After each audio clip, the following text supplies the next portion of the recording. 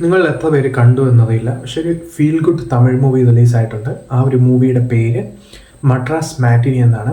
കാലി വെങ്കട്ട്, സത്യരാജ്, ഷെല്ലി കിഷോർ, റോഷിനി ഹരിപ്രിയ എന്നിവർ കേന്ദ്ര കഥാപാത്രത്തിലെത്തിയ ഒരു മൂവിയാണ്.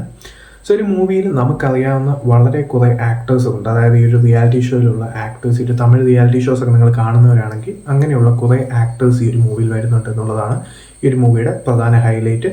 പിന്നെ പറയുകയാണെങ്കിൽ നേരത്തെ പറഞ്ഞ പോലെ തന്നെ ഇതൊരു ഫീൽ ഗുഡ് മൂവിയാണ്.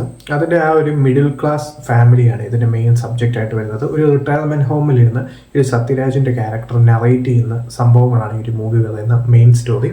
അതിൻ്റെ കൂടെ തന്നെ അദ്ദേഹത്തിൻ്റെ ആ ഒരു ക്യാരക്ടർ, ഈ ഒരു മിഡിൽ ക്ലാസ് ഫാമിലി എന്ന് പറയുന്നത് കൃത്യമായി കാര്യമായ ഇൻസിഡൻസ് ഒന്നുമില്ല, സംഭവങ്ങളൊന്നുമില്ല, ബോറിംഗ് ആണെന്ന് പറഞ്ഞ് തുടങ്ങുകയും പിന്നെ അദ്ദേഹത്തിൻ്റെ ആ ഒരു നറേഷൻ കഴിയുമ്പോൾ അദ്ദേഹത്തിൻ്റെ ആ ഒരു എക്സ്പീരിയൻസ്, അതായത് ഒരു മിഡിൽ ഫാമിലി എന്ന് വെച്ചാൽ എന്താണ്, അഡ്വഞ്ചറസ് ആണ്, എന്താണ് അവരുടെ ലൈഫിൽ നടക്കുന്നത്, അങ്ങനെയുള്ള സംഭവങ്ങൾ, റിയാലിറ്റി, സ്ട്രഗിൾസ്, ഹാർഡ്ഷിപ്സ്, അങ്ങനെ പല പല സംഭവങ്ങൾ എന്തൊക്കെയാണ് നടക്കുന്നതെന്ന് വളരെ ബ്യൂട്ടിഫുൾ ആയിട്ടാണ് കാർത്തികേയ മണി എന്ന് പറയുന്ന ഡയറക്ടർ ഇത് നമ്മളെ പ്രസൻറ്റ് ചെയ്തിരിക്കുന്നത് എന്നുള്ളതാണ് ഈ മൂവിയുടെ ഏറ്റവും വലിയ ഹൈലൈറ്റ്.